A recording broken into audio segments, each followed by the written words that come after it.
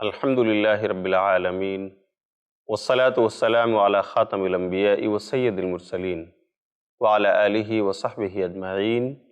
ومن تبعہم بإحسان الی یوم الدین اما بعد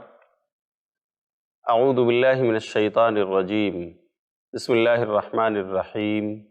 فإن آمنوا بمثل ما آمنتم به فقد اهتدوا وإن تولوا فإنما هم في شقاق سبحانک لا علم لنا الا ما علمتنا انک انت العلیم الحکیم۔ پیارے ناظرین، میں آج پھر آپ کی دلچسپ سیریز حقوق رحمت عالم صلی اللہ علیہ وسلم لے کر حاضر ہوا ہوں۔ مجھے امید ہے کہ آپ نے پچھلے درسوں کو سنا ہوگا، اور اگر آپ اس سے جڑے ہوئے ہیں، اور یہ نبی سے والہانہ محبت کی دلیل ہے، اگر آپ نے پچھلے ایپیسوڈ سنے ہوں گے تو آپ کو یاد ہوگا کہ میں نے نبی صلی اللہ علیہ وسلم کا پہلا حق جو ہم پر ہے، یعنی آپ پر ایمان لانا، میں نے اس کی وضاحت آپ کے سامنے کی تھی، لیکن اس کا سلسلہ تھوڑا سا دراز ہوا اور بات چلتے ہوئے صحابہ کرام تک آئی رضی اللہ عنہم اجمعین کہ کیسا ایمان لائیں، نبی پر ایمان لانا کس انداز میں ہو، صحابہ کے انداز میں۔ اس کی کچھ مثالیں میں نے آپ کے سامنے پیش کی تھی۔ آج بھی میں یہی بتانا چاہوں گا کہ ہمارے نبی، پیارے نبی جناب محمد رسول اللہ صلی اللہ علیہ وسلم کا ہم امتیوں پر جو سب سے پہلا حق ہے کہ ہم آپ پر ایمان لائیں، آپ کو نبی برحق مانیں اور رسول خاتم النبیین آپ کو تسلیم کریں، تو کیسے؟ جیسے صحابہ کرام نے۔ اس کی کچھ مثالیں آپ کو اور بھی دینا چاہتا ہوں میں، تاکہ ہمارے ایمان میں پختگی آئے، مضبوطی آئے، ہم صحابہ کی ان زندگیوں کو اپنے لیے آئیڈل بنائیں، ان کا ایمان کس انداز کا تھا، ہم بھی اسی ڈگر پر چل پڑیں۔ تو آئیے میں آج آپ کو بتاتا ہوں صحابی رسول حضرت کعب بن مالک رضی اللہ تعالیٰ عنہ کا واقعہ، جسے امام بخاری نے نقل کیا ہے اپنی کتاب صحیح بخاری کتاب المغازی کے اندر۔ باب باندھا ہے باب حدیث کعب بن مالک رضی اللہ عنہ، حدیث نمبر 4418۔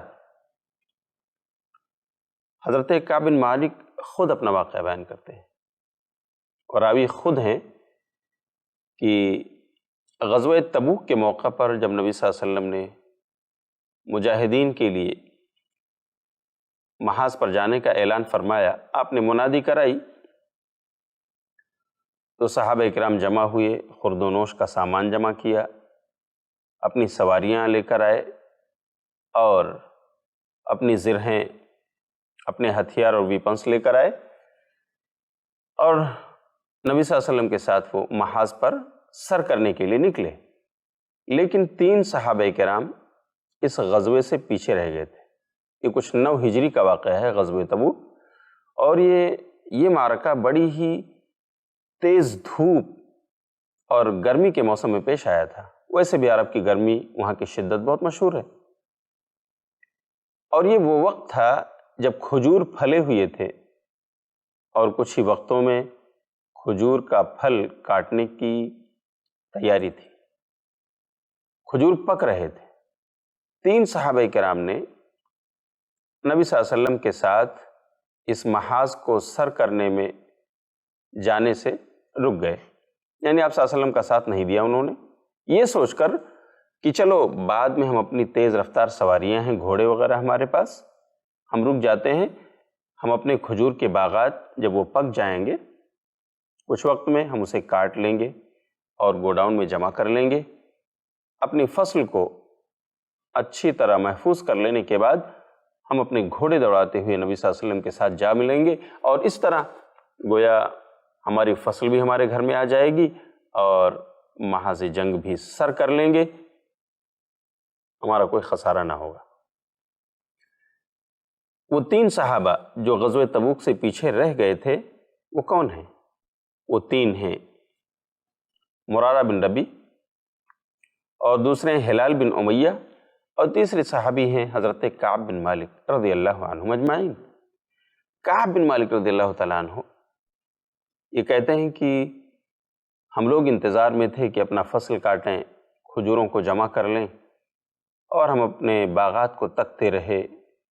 ان کا مشاہدہ کرتے رہے، انتظار میں رہے کہ یہ کٹنے کے قریب آ جائیں تو پھلوں کو توڑا جائے۔ لیکن ہوا یہ کہ لمبا دراز ہو گیا، اور نبی صلی اللہ علیہ وسلم محاذ جنگ سر کر کے اپنے صحابہ کے ساتھ مدینہ واپس آ گئے، اور آپ نے دیکھا کہ کعب بن مالک، مرارہ بن ربی، ہلال بن امیہ یہ لوگ یہیں پر ہیں، جنگ پہ نہیں گئے۔ نبی صلی اللہ علیہ وسلم نے ان کو سزا دی اور کہا تمام لوگ ان کا بائیکاٹ کریں، مکمل بائیکاٹ۔ اللہ اکبر۔ مدینے کی سرزمین ان کے لیے تنگ ہو گئی، کوئی سلام و کلام تک کرنے کو تیار نہیں۔ نبی صلی اللہ علیہ وسلم نے منع فرما دیا، کوئی ان سے بات چیت نہ کرے، کسی بھی طرح کا تعلق ان سے قائم نہ کرے، نہ تجارتی، نہ گھریلو، نہ سماجی، کسی بھی انداز میں۔ لوگ مدینے میں رہتے ہوئے بھی تنہا ہو گئے، اس وسیع و عریض شہر میں، اس بستی میں رہتے ہوئے بھی یہ زمین ان کے لیے تنگ ہو گئی۔ ہوا یہ کہ کعب بن مالک رضی اللہ تعالیٰ عنہ شادی شدہ تھے، ان کے پاس ان کی بیوی تھی۔ ایک دن نبی صلی اللہ علیہ وسلم نے پیغام بھیجوایا کہ جاؤ کعب سے کہہ دو اپنی بیوی کو مائکے بھیج دے۔ ایک صحابی آتے ہیں اور کہتے ہیں کہ نبی صلی اللہ علیہ وسلم کا پیغام لایا ہوں، کعب آپ اپنی بیوی کو اس کے مائکے بھیج دو۔ کہا کیا مطلب ہے، طلاق دے دوں یا ایسے ہی؟ کہا نہیں، طلاق مت دو، ان کو مائکے بھیج دو، اب آپ کی بیوی بھی آپ سے بات نہیں کرے گی۔ اللہ اکبر، کتنی بڑی آزمائش، کتنا بڑا امتحان تھا۔ کعب بن مالک رضی اللہ تعالیٰ عنہ نبی صلی اللہ علیہ وسلم پر ایمان لائے تھے، آپ کی اطاعت کرتے ہوئے انہوں نے اپنی بیوی کو اس کے مائکے بھیج دیا، کہا جاؤ، نبی کا حکم آیا ہے، اب میں آپ سے بھی بات نہیں کر سکتا۔ محترم ناظرین، آپ ذرا غور کریں، اگر آپ شادی شدہ زندگی گزار رہے ہیں کہ اگر بیوی اس کو آپ کی زندگی سے الگ کر دیا جائے، اور اس طرح سے کہ آپ بات چیت نہیں کر سکتے، خیریت پرسی وہ آپ کی نہیں کر سکتی اور نہ آپ اس کی کر سکتے ہیں، بتائیے آپ کی راتیں کیسے گزریں گی، آپ کے دن کے اوقات کیسے گزریں گے، اور کس قدر آپ مصیبت اور پریشانی کے عالم میں ہوں گے۔ لیکن ایمان تھا کعب بن مالک رضی اللہ تعالیٰ عنہ، انہوں نے بھیج دیا اپنی بیوی کو۔ اپنی زندگی اور اس کے لمحات وہ کاٹ رہے ہیں، اپنے گناہ پر شرمندہ اور نادم ہیں، اللہ سے توبہ کر رہے ہیں۔ معاملہ یہاں تک آیا، کعب بن مالک رضی اللہ تعالیٰ عنہ کہتے ہیں کہ ایک دن میں بازار سے گزر رہا تھا، اور اتفاق سے ایک نصرانی کسان جو اپنا غلہ مدینے میں بیچنے آیا ہوا تھا، وہ رومی گورنر شاہ غسان کا خط لے کر آیا تھا۔ وہ لوگوں سے پوچھ رہا تھا کہ مجھے بتاؤ کعب بن مالک کہاں ملیں گے؟ میں راستے سے گزر رہا تھا، بازار سے جا رہا تھا، لوگوں نے اشارہ کیا دیکھو یہ کعب بن مالک ہے، جا کے مل لو۔ اس نصرانی کسان نے شاہ غسان کا خط مجھے لا کر کے دیا، میں نے کھولا تو دیکھا اس میں یہ بات لکھی ہوئی تھی کہ اے کعب، دیکھو ہم نے یہ سنا ہے کہ آپ کے ساتھی نے آپ پر ظلم کیا ہے، آپ کو ستایا ہے، آپ پر زیادتی کی ہے، فالحق بنا نواسک، تو آؤ ہمارے ساتھ مل جاؤ۔ اے کعب آؤ، ہم آپ کی خیریت پرسی کریں گے، ہم آپ کو دلاسا دیں گے، ہم آپ کی تسلی کا سامان فراہم کریں گے۔ اے کعب آؤ، ہمارے پاس آ جاؤ۔ اگر آپ کے ساتھی نے ایسا ظلم ڈھایا اور آپ کو ستایا ہے کہ آپ کا بائیکاٹ کرا دیا ہے، کوئی آپ سے بات کرنے کے لیے تیار نہیں، تو آؤ ہم آپ سے بات کریں گے، ہم آپ کو جگہ دیں گے، ہمارے دل میں آپ کے لیے جگہ ہے۔ اللہ اکبر۔ کعب بن مالک رضی اللہ تعالیٰ عنہ کہتے ہیں کہ ایک ایسا وقت آ گیا ہے، ہمارے ایمان کا سودا کیا جا رہا ہے۔ بادشاہ غسان، شاہ غسان وہ مسلمان نہیں تھا، اس نے اپنے دین اور دھرم میں لینے کے لیے ان کو دعوت دی۔ کعب بن مالک رضی اللہ تعالیٰ عنہ کہتے ہیں کہ میں نے وہ خط لے جا کر کے تھوڑی دور پر تنور تھا جس میں روٹی پکائی جاتی ہے، میں نے اس جلتی ہوئی آگ میں اس کا خط ڈال دیا۔ میں نے کہا اللہ تو میرے ایمان کی حفاظت فرما۔ سبحان اللہ۔ پیارے ناظرین، آپ اندازہ کیجئے صحابہ کرام کا ایمان کیسا تھا؟ تمام تر حالات آئے، ان کو سزائیں ملی، اسی دنیا کے اندر انہیں اپنی گناہوں پر نادم ہو کر توبہ کرنی پڑی، بیوی تک اپنی زندگی سے ان کے الگ ہو گئی، اسے الگ کر دیا گیا، اور ایک لمبا وقت انہیں تنہائی میں گزارنا پڑا۔ بتائیے ایسے وقت میں کیا انسان اپنے ایمان کا سودا نہیں کرتا ہے؟ کیا وہ تھوڑی سی محبت ظاہر کرنے والوں کے ساتھ نہیں جڑ جاتا ہے؟ آج کی مفاد پرست دنیا، کوئی بلائے یا نہ بلائے، آدمی سمجھتا ہے فلاں کے ساتھ میرا فائدہ ہے، فلاں کے ساتھ میری بینیفٹ ہے، فلاں میرے کام کا آدمی ہے، تو اس سے قطع نظر کہ وہ مسلمان ہے یا غیر مسلم، وہ ایمان والا ہے یا بے ایمان، آدمی اس طرف دوستی کی پینگیں بڑھاتا ہے، دوستی کے ہاتھ بڑھاتا اور اس کا دوست ہوتا ہوا نظر آتا ہے۔ یہ آج کی دنیا ہے۔ کیا کیجیے گا اگر آج کے زمانے میں ہم اپنے آپ کو کعب بن مالک رضی اللہ تعالیٰ عنہ کی جگہ پر بٹھا کر سوچیں تھوڑی دیر کے لیے کہ کس قدر آزمائش تھی اور کس طرح وہ کھرے اترے اپنے ایمان میں۔ انہوں نے بادشاہ غسان کا خط تک جلا دیا، ذرا بھی اس کے جھانسے میں نہ آئے، اور اس طرح سے اپنے ایمانی مضبوطی کا ثبوت دیا۔ اسی طرح ایسے حالات میں میں اپنے نوجوانوں سے کہنا چاہوں گا کہ ہمارے نوجوان آج کی اس ترقی یافتہ دنیا میں کتنے ایسے ہیں، آئے دن یہ خبریں سننے میں آتی ہیں، فلاں نے خودکشی کر لی، فلاں نے پوائزن کھا لیا، فلاں نے اپنے آپ کو ریوالور سے مار لیا، فلاں نے کسی کے افیئر میں مبتلا ہو کر جب مایوسی ہوئی تو اپنے آپ کو موت کے گھاٹ اتار دیا، خودکشیاں کر لی۔ یہ کسی اور کی بات نہیں، اہل ایمان کی بات کر رہا ہوں۔ لیکن مجھے بتائیے کہ صحابہ کرام رضوان اللہ علیہم اجمعین، باوجود اس کی کہ پورا مدینہ بائیکاٹ ہے، سارے لوگ بات چیت کرنے سے مکر گئے ہیں، کوئی سلام تک کرنے کو راضی نہیں، بلکہ بیوی بھی گھر سے دور بھیج دی گئی، اور ایسے میں صحابہ کرام رضوان اللہ علیہم اجمعین نے اپنے گناہوں سے توبہ کرتے ہوئے، شرمندگی کا اظہار کرتے ہوئے اپنے لمحات، اپنے شب و روز گزارے ہیں، اور نبی سے محبت کا، نبی پر ایمان لانے کا جو تقاضا تھا اسے نہیں بھولے۔ میرے بھائیو، کعب بن مالک رضی اللہ تعالیٰ عنہ اور ان کے ساتھیوں کا یہ ایمان ہمارے لیے نمونہ ہے، آئیڈیل ہے کہ کیسے بھی حالات آ جائیں، لیکن ہم اگر گنہگار ہیں توبہ تو کر لیں گے، اللہ سے معافی تو ہم مانگیں گے کہ یہی وہ راستہ ہے جو ہمارے لیے نجات کا راستہ ہے، لیکن ہم اپنے ایمان کا سودا نہیں ہونے دیں گے۔ ہم اگر اللہ پر ایمان لائے ہیں، ہم اگر رسول اللہ صلی اللہ علیہ وسلم پر ایمان لائے ہیں، تو ہم کبھی بھی اپنے ایمان کو نہیں بیچ سکتے۔ یہی نبی پر ایمان لانا اس کا مطلب اور مفہوم ہے۔ آپ نے کعب بن مالک رضی اللہ تعالیٰ عنہ کا واقعہ سنا، ان کے ساتھی مرارہ بن ربیع اور ہلال بن امیہ، یہ تمام لوگ، بائیکاٹ تو ان کا ہوا، لیکن یہ صبر کرتے رہے، گناہوں پر نادم رہے، شرمندہ رہے، لیکن انہوں نے اپنے ایمان کا سودا نہیں کیا۔ آخر ایک دن آیا کہ اللہ رب العالمین نے قرآن کی آیت اتار دی، سورہ توبہ سورۃ نمبر 9 کی آیت نمبر 118، ان کی معافی کا پروانہ بھیج دیا۔ اللہ نے فرمایا، اعوذ باللہ من الشیطان الرجیم، وعلی الثلاثۃ الذین خلفوا حتی اذا ضاقت علیہم الارض بما رحبت وضاقت علیہم انفسہم وظنوا ان لا ملجأ من اللہ الا الیہ۔ کہ یہ لمبی ترین آیت ہے، اس کا مفہوم یہ ہے کہ اللہ تعالیٰ نے ان تینوں لوگوں کو بخش دیا، رحم فرمایا ان پر جو لوگ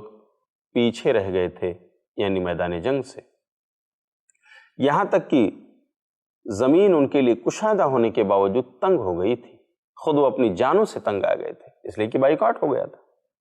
انہوں نے اچھی طرح سمجھ لیا کہ اب اللہ کے علاوہ کہیں بھی جائے پناہ نہیں ہے۔ جب انہوں نے سمجھا، توبہ کیا، اللہ سے معافی مانگی، روئے، گڑ گڑائے، نادم و شرمندہ ہوئے، اللہ نے توبہ قبول کر لی اور انہیں معاف فرما دیا۔ لیکن اس واقعے میں کتنی زبردست نصیحت اور عبرت ہے ہمارے لیے کہ کیا ہمارا ایمان بھی ویسا ہے جیسا صحابہ کا تھا؟ تمام تر حالات آنے کے باوجود بھی کسی کفر کی طرف نہیں جھکے، کسی منافق کے ساتھ ہی نہیں بنے، کسی دنیاوی فائدے کی لالچ میں آ کر کفر کی طرف انہوں نے دوستی کے ہاتھ نہیں بڑھائے۔ کیا آج ہم بھی صحابہ کے اسی طریقے پر ہیں؟ نہیں تو ہمیں اپنی اصلاح کرنی چاہیے۔ صحابہ رضی اللہ عنہم میں آپ نے عمار بن یاسر رضی اللہ تعالیٰ عنہ کا نام سنا ہے، آپ نے سمیہ رضی اللہ تعالیٰ عنہ جو ان کی والدہ ہیں، جو اسلام کی سب سے پہلی شہیدہ ہیں، اللہ کی راہ میں شہید ہونے والی خاتون، آپ ان کو جانتے ہیں، کیا واقعہ ہے ان کا، ان کے ایمان کا، آئیے تازہ کر لیتے ہیں۔ عمار اور سمیہ رضی اللہ تعالیٰ عنہ یہ غلام خاندان سے تھے، دوسروں کے دستے نگر تھے، ابو جہل کے زیر نگرانی تھے یہ لوگ، لیکن ایمان لے آئے۔ نبی صلی اللہ علیہ وسلم کی نبوت کا اعلان ہوا،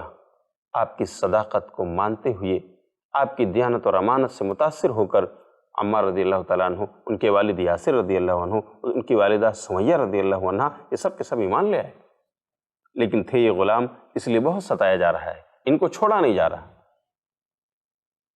آزاد نہیں کیا جا رہا، ایمان لانے پر اذیتیں دی جا رہی ہیں۔ نبی صلی اللہ علیہ وسلم ان کے درد کا مداوا بنتے ہیں، حالانکہ آپ اور آپ کے ساتھی اتنے اسٹرانگ نہیں تھے مکے کی سرزمین میں کہ جا کر ان غیر مسلموں سے ان کو چھڑا لیتے یا ان کا بدلہ لیتے، لیکن آپ صلی اللہ علیہ وسلم جب بھی ان کے پاس سے گزرتے ان کو دلاسا دیتے۔ آپ دیکھ رہے ہیں اپنی آنکھوں سے کہ عمار کو باندھ کر پیٹا جا رہا ہے رضی اللہ عنہ، ان کے والد یاسر کو دوسرے کھمبے میں باندھ کر وہاں سزائیں دی جا رہی ہیں، اور اسی طرح انہی کے آنکھوں کے سامنے سمیہ رضی اللہ تعالیٰ عنہ جو عمار کی والدہ ہیں، ان کے بیٹے کے سامنے ان کو بھی باندھ کر مارا جا رہا ہے، کوڑے لگائے جا رہے ہیں اور ستایا جا رہا ہے، لیکن نبی صلی اللہ علیہ وسلم گزرتے ہیں اور کہتے ہیں صبراً یا آل یاسر فإن موعدکم الجنہ، اے یاسر کے خاندان والو صبر کرو، برداشت سے کام لو، تمہارا ٹھکانہ جنت ہے۔ سبحان اللہ، جنت کی بشارت مل گئی۔ یہاں اس سے کوئی غرض نہیں کہ کوئی غلام ہے یا آزاد، اللہ کو تو ایمان چاہیے، اللہ کو تو محبت کرنے والا، اطاعت و فرما برداری سے لبریز بندہ چاہیے۔ اللہ تعالیٰ اپنے بندوں سے یہی چاہتا ہے کہ وہ ایمان لا کر اس کے تقاضوں کو پورا کرے۔ نبی صلی اللہ علیہ وسلم کی زبان سے آل یاسر کو جنت کی بشارت مل گئی۔ ہوا یہ کہ سمیہ رضی اللہ تعالیٰ عنہ روز ستائی جا رہی ہیں، روز ان سے کہلوایا جا رہا ہے کہ سمیہ اب بھی اگر تم دین محمدی سے باز آ جاؤ تو تمہارے لیے عزت ہے، مقام ہے، مرتبہ ہے، آرام ہے، آسائش ہے، تمام سہولتیں اور فیسلٹیز ہیں، لیکن سمیہ کہتے ہیں نہیں، ایمان مل گیا ہے، اسے چھوڑنے والے ہم نہیں۔ آخر ایک دن ابو جہل بہت زیادہ اذیتیں دیتا ہے اور کہتا ہے اے سمیہ، اے سمیہ، موقع دے رہا ہوں، تم دین محمدی سے پھر جاؤ، انکار کر دو، لیکن سمیہ کہتی ہے نہیں، سمیہ کہتی ہے نہیں، وہ سختی کرتا ہے، کہتا ہے سمیہ اس دین کو چھوڑ دو ورنہ تمہیں قتل کر دوں گا۔ آخر ان کی غیرت بھی بیدار ہوتی ہے، سمیہ رضی اللہ تعالی عنہ اپنی زبان سے ابو جہل کے منہ پر تھوک دیتی ہے، کم وقت تم مجھے اس لیے ستا رہے ہو کہ میں ایک اللہ پر ایمان لے آئی ہوں جو ساری کائنات کا خالق ہے، مالک ہے، رازق ہے، پانی برسانے والا ہے، غلے اگانے والا ہے، اس وحدہ لا شریک سے ہمیں برگشتہ کر رہے ہو۔ آخر اسی وقت غصے میں آ کر ابو جہل نے اپنی برچھی حضرت سمیہ پر چلائی اور انہیں شہید کر دیا۔ اس طرح سے سمیہ رضی اللہ تعالی عنہ اسلام کی سب سے پہلی شہیدہ قرار پائیں۔ یہ وہ خواتین تھیں جنہوں نے تاریخ میں ایک روشن باب قائم کر دیا ہے۔ آج خواتین کی بات جب آتی ہے تو سمیہ رضی اللہ تعالی عنہ کو یاد کیے بغیر وہ ٹاپک مکمل نہیں ہوتا ہے۔ ایثار و قربانی کی جب بات آتی ہے، ایمانی غیرت کی جب بات آتی ہے اور خواتین کا تذکرہ ہو، اگر سمیہ کا ذکر نہ کیا جائے تو وہ موضوع نامکمل ہوتا ہے۔ خواتین کو اس سے عبرت لینا چاہیے۔ اسی طرح آپ نے حضرت ثمامہ بن اسال رضی اللہ تعالیٰ عنہ کا واقعہ سنا ہوگا، جن کو امام بخاری نے اپنی کتاب صحیح بخاری میں نقل فرمایا ہے کہ ثمامہ بن اسال یہ یمامہ کے سردار تھے۔ یمامہ یہ سعودی عرب کا بڑا ہی زرخیز ہرا بھرا علاقہ ہے جہاں پیداوار ہوتی ہے، جہاں کی گندم اور جہاں کا گیہوں دوسرے عرب ممالک میں سپلائی کیا جاتا ہے۔ اس وقت بھی اتنی پیداوار تھی کہ مکہ مدینہ اور دوسرے شہروں میں یمامہ کے سردار سمامہ سپلائی کرتے تھے، گیہوں بھیجتے تھے، وہاں کے بازاروں میں بکتا تھا اور اس طرح لوگ خریدتے اور کھاتے تھے۔ وہاں کے سردار ہیں سمامہ، وہاں کے پردھان ہیں، انہوں نے نبی کے بہت سارے صحابہ کا قتل کیا ہے۔ اتفاق سے ایک بار اپنے کنبے قبیلے کے ساتھ نکلے اور جا رہے تھے مکہ مکرمہ طواف کرنے کے لیے، اس لیے کہ کفار بھی زمانے جاہلیت ہی سے خانہ کعبہ کا طواف کرتے چلے آ رہے ہیں۔ یہ عبادت بہت زمانے سے ہوتی چلی آ رہی ہے، خانہ کعبہ کا طواف کرنا۔ یہ اور بات ہے، وہ ناز و انداز الگ تھے جو زمانے جاہلیت میں تھے، لوگ ننگا ہو کر بھی خانہ کعبہ کا طواف کیا کرتے تھے۔ سمامہ بن اسال رضی اللہ تعالیٰ عنہ کو صحابہ کرام کے ایک گروپ نے مٹ بھیڑ ہونے پر پکڑ لیا، گرفتار کر لیا ان کو، انہیں اور ان کے بیوی بچوں کو لے کر نبی صلی اللہ علیہ وسلم کے پاس شہر مدینہ پہنچے اور آپ صلی اللہ علیہ وسلم سے کہا کہ اللہ کے رسول صلی اللہ علیہ وسلم، یہ سمامہ ہے،